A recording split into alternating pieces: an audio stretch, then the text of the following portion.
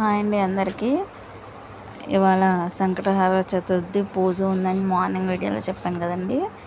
సంకట చతుర్థి పూజ సాయంత్రం ఉందండి, 7కి స్టార్ట్ అవుతుంది.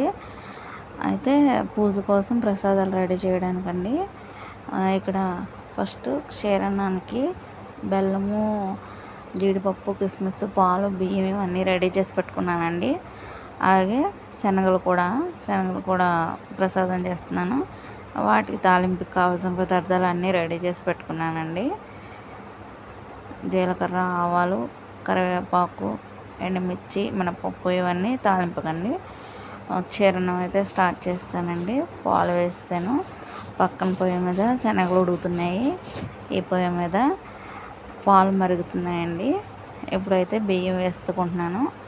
నేను బియ్యం 1/2 కేజీకి వేసుకుంటున్నానండి. 2 లీటర్ల పాలకి 1/2 కేజీ బియ్యము, 1/4 కేజీ సగ్గు బియ్యం వేసానండి నేను. అలాగే కేజీ బెల్లం అండి, సగ్గు బియ్యం అండి. అన్నం కొంచెం ఉడికినట్టు అనిపించింది. ఇప్పుడు సగ్గు బియ్యం వేసుకుంటున్నానండి. అన్నం సగం ఉడికితే సరిపోతుందండి. బియ్యం సగ్గు బియ్యం వేసుకోవచ్చు. ఆల్రెడీ నానబెట్టిన సగ్గు బియ్యం కదండి, త్వరగా ఉడికిపోతాయి. సగ్గు బియ్యం వేసుకుంటున్నాను.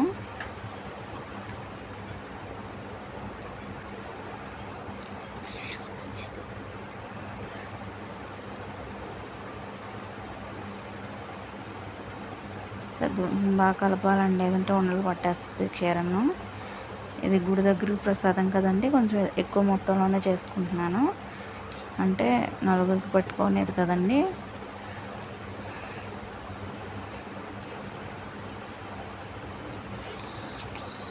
ఇలాచీ పౌడర్ అండి. ఇంకా అయిపోవచ్చిందండి, ఉడికిపోయింది, దాదాపు అయిపోయింది. ఇలాచీ పౌడర్ వేస్తున్నాను.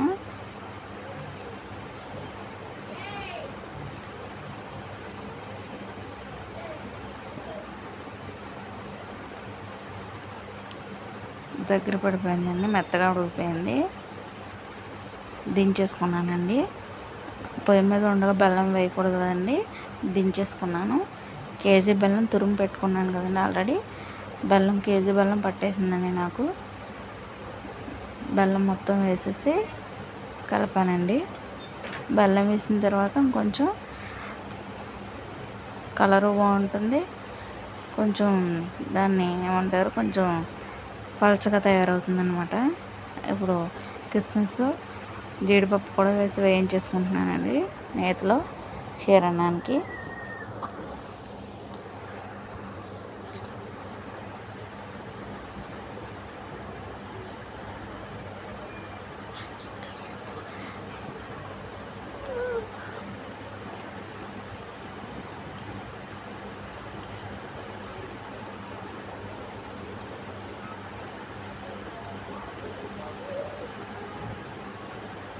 కిస్మిస్, జీడిపప్పు వేయించుకుంటున్నాను. ఇవి రెండు వేసుకుంటే క్షీరన్నం రెడీ అయిపోయినట్టేనండి. అప్పటికి టైం 5 అవుతుంది. రెడీ అయిపోయిందండి. ఇప్పుడు శనగలు తాలింపు పెట్టుకుంటున్నాను.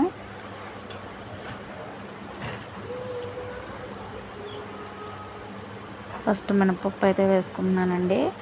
అంటే సాయిపప్పు వేయచ్చు, సాయి మినపప్పు. దాని మీద మినపప్పు టేస్ట్గా ఉంటుందని మినపప్పు వేసానండి. మినపప్పు బాగా ఎర్రగా వేయించుకోవాలి, ఎర్రగా వచ్చేలాగా. తర్వాత ఆవాలు కొంచెం, జీలకర్ర కొంచెం వేసి వేయించుకుంటున్నాను.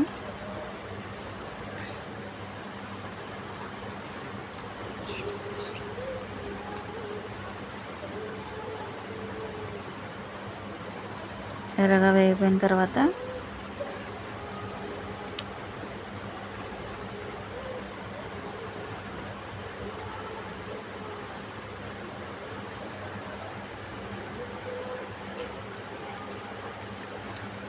ఎండుమిర్చి, కరివేపాకు కూడా వేసి వేయించేసుకుంటున్నాను.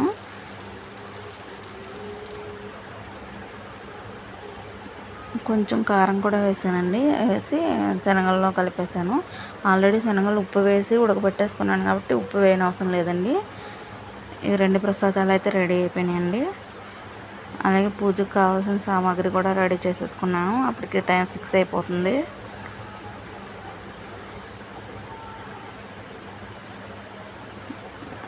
చూడండి 7కి స్టార్ట్ అయిపోయిందండి పూజ చేయించేసుకుంటున్నామండి. అయిపోయిందండి. పూజ అయిపోయిన తర్వాత కరెంట్ పోయింది. ఈ విధంగా అయితే సంకటహర చతుర్థి పూజ అయితే చేసుకున్నానండి.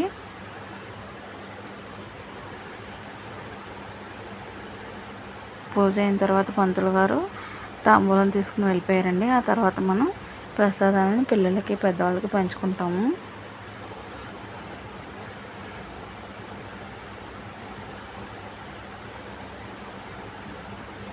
వీడియో నచ్చితే సబ్స్క్రైబ్ చేయండి, లైక్ చేయండి.